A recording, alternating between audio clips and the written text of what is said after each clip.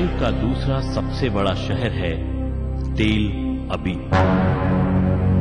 यहीं पर है एक ऐसी एजेंसी का मुख्यालय जिसे हम मोसाद कहते हैं। मोसाद यानी दुनिया की सबसे खतरनाक खुफिया एजेंसी। मोसाद को करीब से जानने वालों की माने तो ये दुनिया की सबसे खौफनाक कातिल मशीन की तरह काम करती है। जो एक बार मोसाद की नजरों में चढ़ गया उसका बचना मुश्किल ही नहीं नामुमकिन है। इस एजेंसी के खौफनाक खूंखार एजेंट्स उसे दुनिया के किसी भी कोने से ढूंढ निकाल कर मौत की नींद सुलाने का दमखम रखते हैं। कैसे काम करते हैं इस एजेंसी के एजेंट्स और क्यों कहा जाता है इसे दुनिया की सबसे खतरनाक खुफिया एजेंसी, इसी पर आधारित है हमारा आज का एपिसोड, मोसाद मतलब मौत।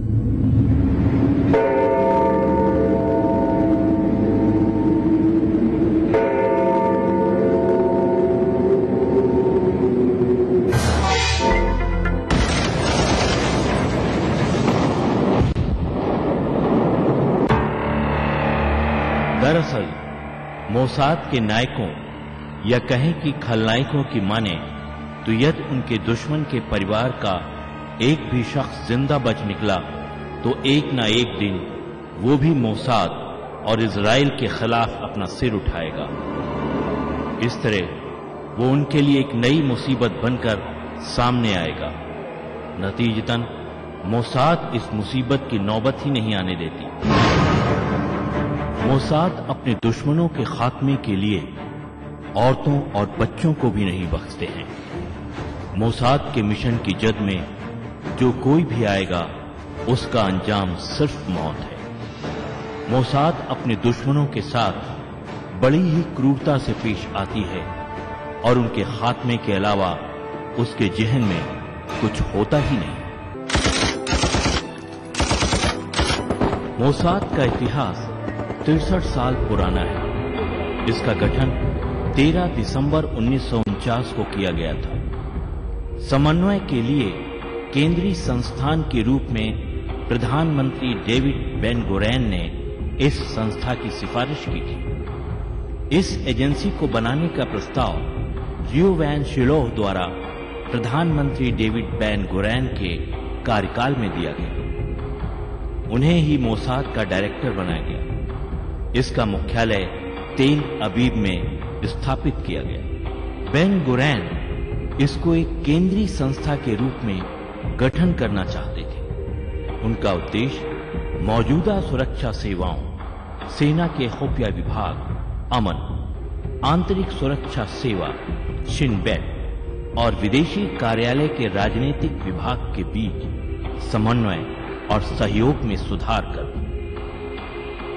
मार्च 1951 में ये पुनर्गठित किया गया था और प्रधानमंत्री कार्यालय का एक हिस्सा बन गया और इसका प्रमुख प्रधानमंत्री को सीधे रिपोर्टिंग करने लगा। मोसाद का मुख्य उद्देश्य आतंकवाद के खिलाफ लड़ना, खुफिया जानकारी एकत्रित करना और राजनीतिक हत्याओं को अंजाम देना है। ये इजराइल की इंटेलिजेंस कम्युनिटी में प्रमुख वर्चस्व रखती है। मोसाद का डायरेक्टर प्रधानमंत्री को सीधे रिपोर्ट करता है। इस एजेंसी की प्रणाली सेंट्रल इंटेलिजेंस एजेंसी CIA और ब्रिटेन की सीक्रेट इंटेलिजेंस सर्विस M16 की तरह ही है, लेकिन मोसाद इनसे कुछ अलग है। ये लोग तेजी से और परिणामजनक कार्रवाई करने में कुशल हैं।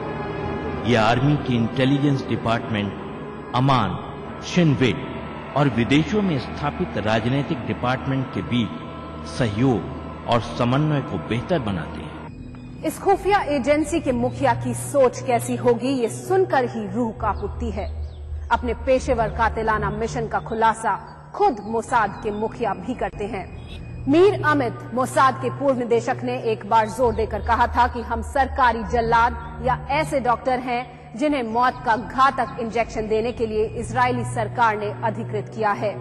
मोसाद जब किसी को मारता है तो वो कानून का उल्लंघन नहीं बल्कि इजरायली प्रधानमंत्री द्वारा मंजूर सजा को पूरा करता है। इससे अंदाजा लगाया जा सकता है कि मोसाद के मिशंस को इजरायली प्रधानमंत्री का समर्थन प्राप्त है। मोसाद के संगठन से जुड़ी पहली जानकारी सन 1980 के दशक के दौरान मिली थी। एक अनुमान के अनुसार इस संगठन में 1500 से 2000 कर्मियों की संख्या का अनुमान लगाया गया था। इस एजेंसी में मिलिट्री में काम कर रहे या काम कर चुके अधिकारियों को शामिल किया जाता है। इस एजेंसी के 8 डिपार्टमेंट हैं। पहला, कलेक्शन के कार्य के लिए विदेशों में राजनीतिक और अनधिकृत मिशन चलाना, जिसमें शामिल हैं 30 से 40 लोग। दूसरा, स्पेशल ऑपरेशन डिवीजन, जिसे मैटसादा भी कहा जाता है। इसका काम हत्याओं, पार्लियामेंट्री ऑपरेशन और मानसिक युद्ध पर काम करना, प्रचार युद्ध और धोखाधड़ी जैसे काम मुख्य उद्देश्य है। तीसरा, रिसर्च एंड टेक्नोलॉजी। ये दोनों डिपार्टमेंट खुफिया जानकारी को एकत्रित करने, उनका विश्लेषण करने और उच्च तकनीकी से जासूसी हथियारों को विकसित करने का काम करना है। मोसाद के निदेशक की पहचान परंपरागत रूप से एक रहस्य से कम न थी, या ये कह सकते हैं कि व्यापक रूप से प्रचारित नहीं थी। मार्च 1996 में इजराइल सरकार ने मोसाद के निदेशक के रूप में शबाताई शावित की नियुक्ति की। शबाताई शावित ने 1996 की शुरुआत में इस्तीफा दे दिया। इस शबाताई शावित की जगह मेजर जनरल डैनी याटून की नियुक्ति की घोषणा की गई। इस घोषणा के बाद मोसाद के निदेशक की पहचान हुई। सितंबर 2002 में मीर डागत को नए मोसाद के निदेशक के रूप में नामित किया गया। लगभग 1 दशक तक मोसाद की कमान संभाले मीर डागत का बयान भी हमारी इस बात की तस्दीक करता है। मीर डागत कहते हैं, जब मैं लेबनान में लड़ रहा था तो उस वक्त हमारा मकसद सिर्फ और सिर्फ एक ही था, दुश्मनों का खात्मा, चाहे इसके लिए किसी भी रास्ते को अख्तियार करना पड़े। डागत बताते हैं कि एक मिशन के दौरान वो एक घर में घुसे और घुसते ही उन्होंने ताबड़तोड़ हमला कर दिया। जब उन्होंने गोलियों की बरसात बंद की तो देखा कि एक शख्स के सिर में इतनी गोलियां लगी थीं कि उसका सिर धड़ से अलग हो गया था। उसके सिर के पास उसकी बीवी और 4 बच्चों की लाशें पड़ी हुई थी। इतनी बेरहमी से हत्या के बावजूद उनके चेहरे पर शिकन की कोई लकीर नहीं थी।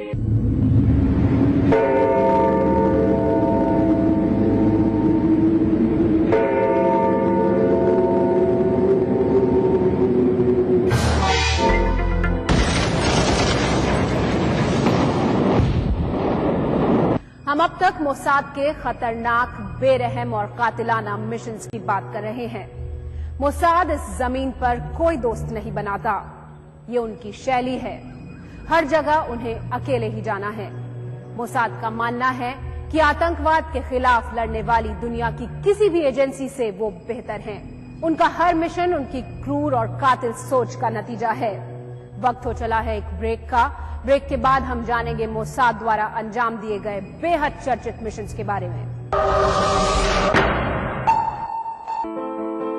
The concept of a healthy nation begins with a healthy dialogue, and a changing India needs a new policy architecture to steer her ahead. Network 18 Think India Dialogue, a series of interactive discussions between political leaders, business leaders and social thinkers that will focus on an agenda for change. Live broadcast across Network 18 channels and streaming across portals. 8th April 2013, 4 p.m. onwards. ये कौन सी feed खाकर good feel करती हैं? मज तारा feed वेख के कलोल करे दी खावे तारा तारा। फिर सुबह शाम दूध दाखे टोल भर दी खा के फीड तारा। आए भैंसों को नजारा जब फीड मिले तारा। इंटरनेशनल वॉल पेंटिंग के फाइनल मुकाबले में लकी, पप्पू और छुटकाऊ ने हिस्सा लिया। जहां लकी ने चौक मिट्टी, पप्पू ने पीओपी, वही छुटकाऊ ने जेके वॉल पुट्टी का बेस बनाया और कम पेंट का इस्तेमाल करते हुए दीवार को सबसे स्मूथ और खूबसूरत फिनिश दिया और ये प्रतियोगिता जीत। व्हाइट सीमेंट वाली JK wall putty is the best. सीलन से भी पपड़ी का कोई चांस नहीं होता, दीवारें बोल। क्या आप कुछ छुपा तो नहीं रहे? Property transactions, cash deposits, big purchases, purchase of shares, bonds and debentures. कुछ छुपाइए नहीं, क्योंकि हम सब जानते हैं आयकर विभाग के नोटिस का इंतजार मत कीजिए। यदि आपने अपने अग्रिम कर का भुगतान अभी तक नहीं किया है या अपनी आयकर विवरणी अभी तक दाखिल नहीं की है तो 31 मार्च तक अवश्य कीजिए और देश की प्रगति में भागीदार बनिए। ये है उभरता हुआ भारत, इसकी गारंटी कौन लेता है? आसमान को छूती इमारतों में चैन की नींद की गारंटी। जेके लक्ष्मी सीमेंट, मजबूती गारंटीड। ये कौन सी फीड खाकर गुड फील करती हैं? मज तारा फीड देख के कलोल कर दी कावे तारा तारा। फिर सुबह शाम दूध दाखे टोल भर दी खा के फीड तारा। आए भैंसों को नजारा जब फीड मिले तारा।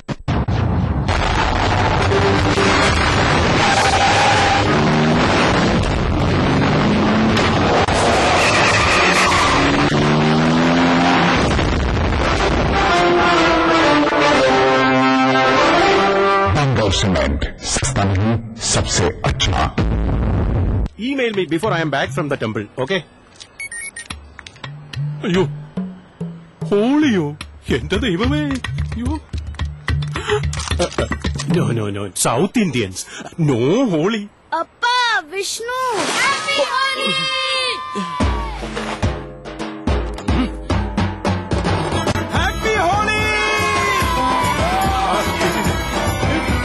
नॉर्थ इंडियन हो या साउथ इंडियन, हर त्योहार मनाना एक अच्छा आइडिया। बस विष्णु, चलो।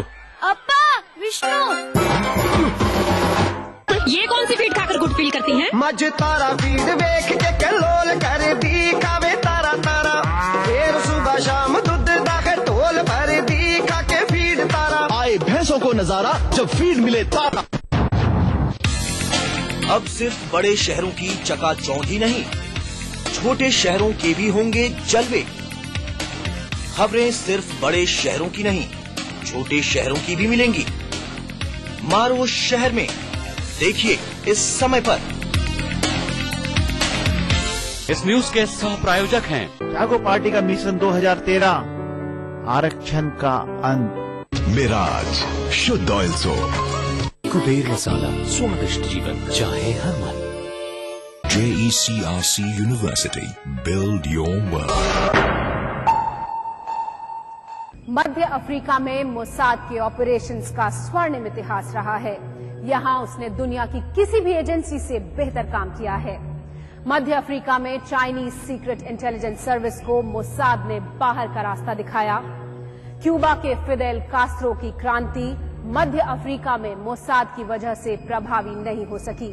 एक बेहद घिनौनी लड़ाई में मोसाद ने केजीबी को हराया और उसे कांगो में आने से रोक दिया। अपने टारगेट को आइडेंटिफाई कर दुनिया के किसी भी कोने से ढूंढ निकाल खत्म करने में मोसाद को महारत हासिल है।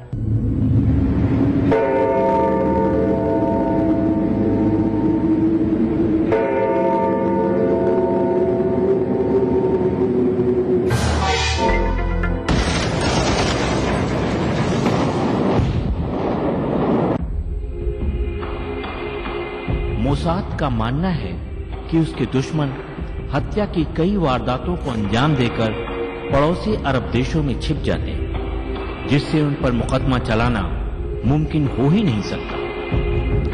उन्हें खोज निकालना सिर्फ मोसाद के ही बूते की बात है। मोसाद के निदेशक का मानना है, मैं जब कभी किसी शख्स की आंखों में चालाकी और साजिश की भूख देखता हूं तो हमेशा उसे खत्म कर देने की ही कोशिश करता हूं, ताकि उसकी आंखों में खौफ देख सकूं, उसके जहन के खौफ को उसकी सांसों में महसूस कर सकूं। इसके लिए मैं कभी अपने हाथ में चाकू तो कभी साइलेंसर युक्त बंदूक का इस्तेमाल करता हूं। और हत्या की अपनी इस कोशिश पर मुझे कोई मलाल नहीं।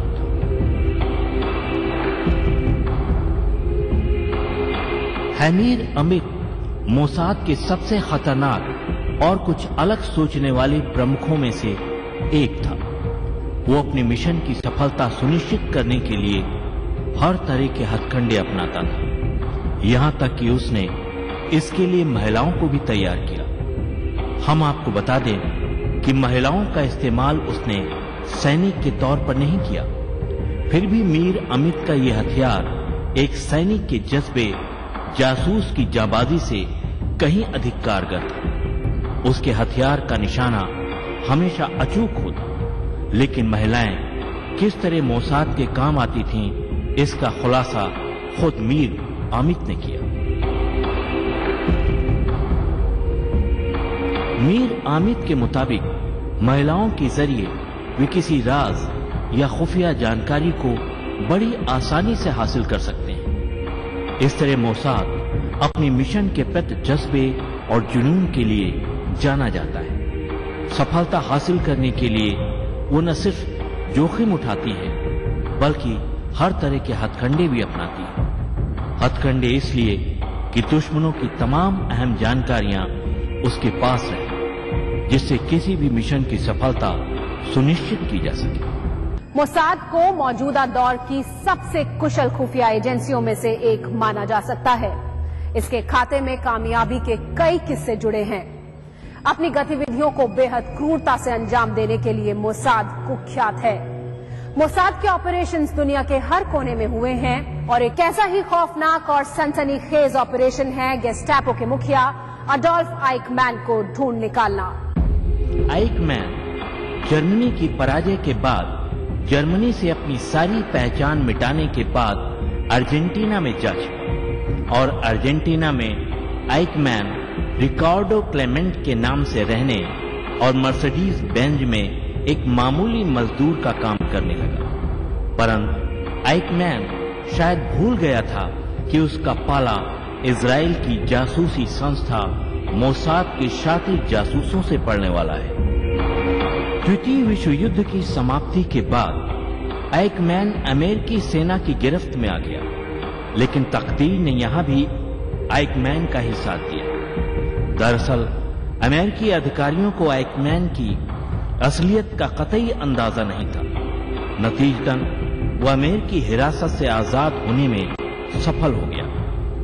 अमेरिकी सेना से बचने के बाद वो कई सालों तक जर्मनी में ही खुफिया ठिकानों पर छिप कर रहा। इस बीच पकड़े जाने का डर उसे हमेशा नजर आता रहा। जर्मनी में ही अब उस पर शिकंजा कसने की तैयारी होने लगी।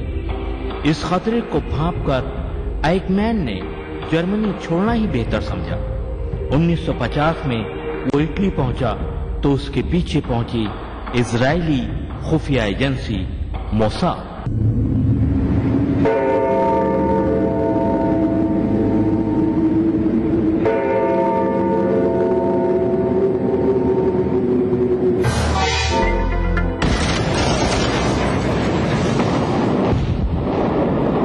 आइकमैन मोसाद की पकड़ में आते आते बच निकला था। हर बार हर दफा वो इजरायलियों को चकमा दे रहा था। इटली पहुंची मोसाद की टीम को भी निराशा ही हाथ लगी। कहां था आइकमैन और क्या वो इटली आया था? क्या था उसका रिश्ता रिकार्डो क्लेमेंट के साथ? ये सब जानेंगे इस ब्रेक के बाद। आपके सुझाव के लिए बहुत बहुत धन्यवाद। ये एक शुरुआत है। हम एक साथ मिलकर बदलाव लाएंगे और इस कोशिश में आपका सहयोग महत्वपूर्ण है। मुझसे सीधा संवाद कीजिए गूगल प्लस हैंगआउट पर 29 मार्च 2013 को 7:30 बजे।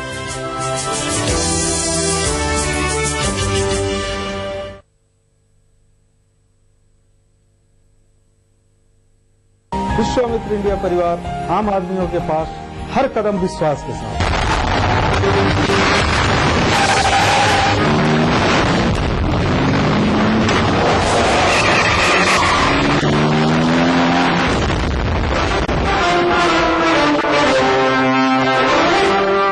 सीमेंट सस्ता नहीं सबसे अच्छा।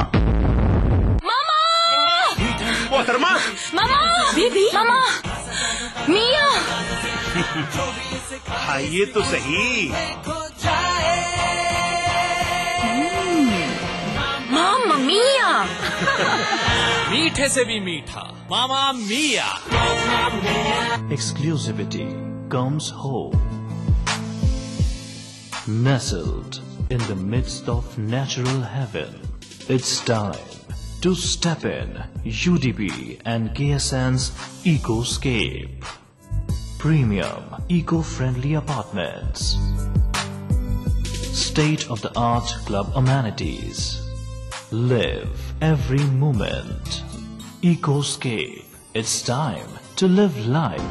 मेरे कारोबार में देरी के लिए कोई जगह नहीं, तो देश की तरक्की में देरी कैसी?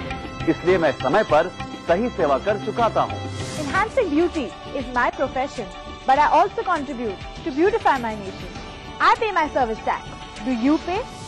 मैं सर्विस टैक्स भरदा उसी भी भरो कि मुल्क की तरक्की में अपना हिस्सा पाओ। हमारा बढ़ता कारोबार बने देश की प्रगति का आधार। समय पर सही सेवा कर चुकाए। ये कौन सी फीड खाकर गुड फील करती हैं? मज तारा फीड वेख के कलोल कर दी खावे तारा तारा। फिर सुबह शाम दूध दाखे टोल भर दी खा के फीड तारा। आए भैंसों को नजारा जब फीड मिले तारा।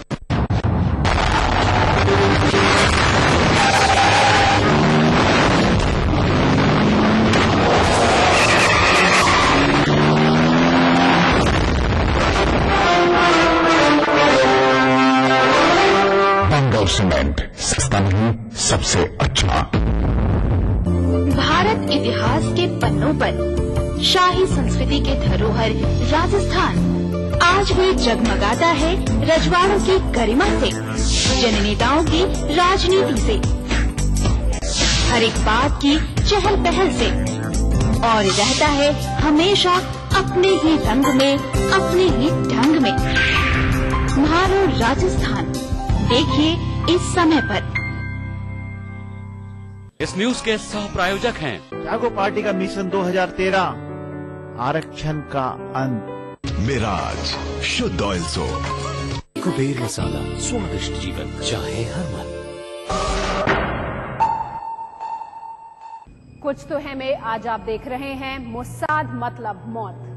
ब्रेक पे जाने से पहले हम बात कर रहे थे आइकमैन की तलाश में इटली पहुंची मोसाद की टीम की। सच तो यह है कि आइकमैन कभी इटली आया ही नहीं, और जो शख्स जर्मनी से इटली पहुंचा उसका नाम था रिकार्डो क्लेमेंट। दरअसल यही वो नाम था जो आइकमैन ने अपनी पहचान छुपाने के लिए रखा था।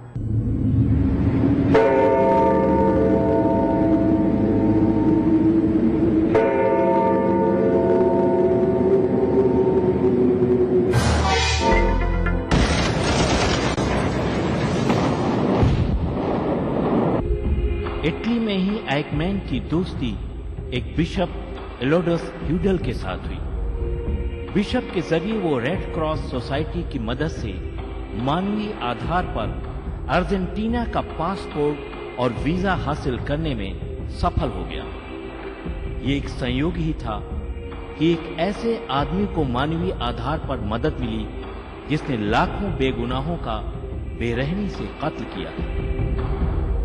लेकिन ये मदद एडोल्फ आइकमैन को नहीं बल्कि रिकार्डो क्लेमेंट को मिली थी, यानी उस शरणार्थी को जिसने अपनी असली पहचान छुपा रखी थी। इस तरह 15 जुलाई 1950 को वो इटली से अर्जेंटीना पहुंचा, लेकिन 10 सालों तक मोसाद की आंखों में वो धूल झोंकता रहा और अपनी जिंदगी मजे से काटता रहा। आइकमैन ने अपना नाम तो बदल दिया था, लेकिन अपनी पत्नी और बच्चों का नहीं, और यही चूक उस पर बेहद भारी पड़ी थी। आइकमैन की पहचान उजागर करने में महत्वपूर्ण भूमिका निभाई थी लोथर हरमन ने, जो एक जर्मन यहूदी था। लोथर को आइकमैन के बारे में जानकारी उसकी अपनी बेटी सिल्विया से मिली थी, जो आइकमैन के बेटे क्लाउस आइकमैन की अच्छी दोस्त थी। लोथर हरमन ने ये जानकारी मोसाद एजेंट श्लोमो कोहेन को दी। जब ये सुनिश्चित हो गया कि रिकार्डो क्लेमेंट ही एडोल्फ आइकमैन है, तो एक कोवर्ट मिशन के तहत मोसाद ने 11 मई 1960 को आइकमैन को हिरासत में ले लिया। एडोल्फ आइकमैन को पकड़ने में मोसाद को काफी मेहनत मशक्कत करनी पड़ी। तयशुदा दिन जब आइकमैन निर्धारित बस में नहीं मिला तो मोसाद के एजेंट्स परेशान हो गए। लगभग 1.5 घंटे के बाद आइकमैन एक बस में मिला तो एक मोसाद के एजेंट ने उससे स्पेनिश में कहा कि उसके पास 1 मिनट है। ये सुनकर आइकमैन भयभीत हो गया और भागने लगा। क्लेमेंट जैसे ही मुड़ा उस पर उन लोगों ने धावा बोल दिया और उसे अपने कब्जे में ले लिया। एडोल्फ आइकमैन अब मोसाद की गिरफ्त में आ चुका था। इसके बाद आइकमैन पर मुकदमों का दौर चला।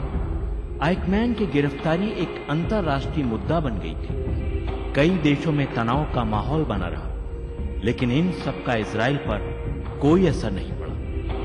31 मई 1962 को आइकमैन को फांसी दे दी गई। इस तरह मोसाद के काफी प्रयासों के बाद लाखों यहूदियों की हत्या के गुनाहगार को उसके अंजाम तक पहुंचाया जा सका। मोसाद का जबरदस्त नेटवर्क, अंत तक हार न मानने का जज्बा और अपने टारगेट को दुनिया के किसी भी कोने से ढूंढ निकालने का हौसला ही उसे बनाता है दुनिया की सबसे खतरनाक खुफिया एजेंसी। अगले भाग में हम जानेंगे मोसाद के कुछ और सनसनीखेज ऑपरेशंस और काम करने के तरीके के बारे में। तब तक के लिए दीजिए हमें इजाजत। हम आपसे फिर मिलेंगे इसी वक्त इसी चैनल पर। नमस्कार। इस कार्यक्रम के सह प्रायोजक थे बंगर सीमेंट, सस्ता नहीं सबसे अच्छा।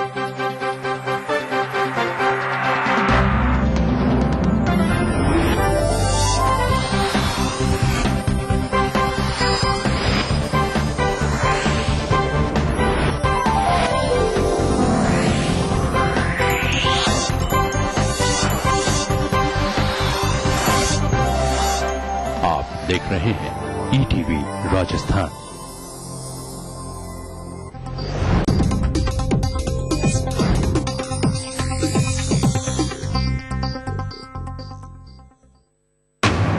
दुनिया के सबसे बड़े न्यूज सेंटर से ये है बीबीसी ग्लोबल इंडिया। नमस्कार, मैं हूं रूपा झा। हर सप्ताह आप महसूस करते हैं हमारे साथ खबरों की धड़कन। ग्लोबल इंडिया में इस बार बिहार के किसानों के भरते खलिहान से चीन क्यों है परेशान। पहले तो कुछ नहीं मिलता था, ले दे के बराबर हो जाता था। अभी कम से कम इतना जरूर है कि बढ़िया से सब काम हो रहा है, बच्चों को पढ़ा रहे हैं। अतिथि देवो भव की भूमि में विदेशी महिला सैलानियों को सताने लगा है सुरक्षा का सवाल। और साथ ही देखिएगा, ब्रिटेन में पैदा हुई लेकिन भारत की सड़कों पर जमा हुई बुलेट की दीवानगी की कहानी।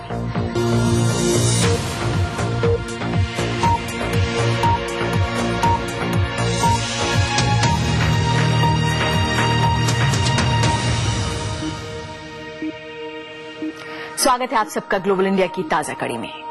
क्या आने वाले समय में हर एक के लिए निवाला होगा, और अगर होगा तो कहां से आएगा? दुनिया की हर सरकार इस सवाल और इससे जुड़े बड़े संकट, खाद्य संकट के सवाल से जूझ रही है। भारत में भी एक बड़ी चुनौती है।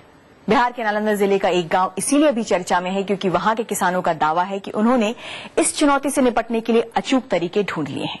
हालांकि अब इस दावे पर चीन ने सवाल उठाए हैं। इन्हीं दावों की पड़ताल करने पहुंचे बीबीसी संवाददाता फैसल मोहम्मद अली। कटनी को महज 10 दिन रह गए हैं, लेकिन धनंजय सिंह अपने 8 बीघे खेत पर फैली गेहूं की लहलहाती फसल से दूर नहीं रह पा रहे।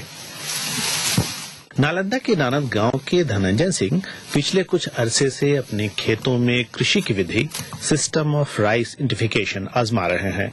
बिहार में लोग इसे श्री विधि बुला रहे हैं। 2 साल से हम कर रहे हैं सर मैंने खेती। पहले तो कुछ नहीं मिलता था, ले दे के बराबर हो जाता था। अभी कम से कम इतना जरूर है कि बढ़िया से सब काम हो रहा है, बच्चों को पढ़ा रहे हैं। घर के भी स्थिति ठीक है, मकान उकान भी बना रहे हैं अभी। बीज को पारंपरिक से अलग ढंग से तैयार करने, 8 से 12 दिन के एक एक पौधे को 25 सेंटीमीटर दूरी पर रोपने और सिंचाई की अलग पद्धति को अपनाने वाली श्री विधि खेती की तकनीक अफ्रीकी देश मेडागास्कर में एक ईसाई पादरी ने 1980 के दशक में विकसित की थी। तब से लेकर दुनिया के 40 देशों में इस विधि से खेती हो रही है और पिछले कुछ सालों से इसे भारत में तमिलनाडु और छत्तीसगढ़ जैसे सूबों में अपनाया गया है।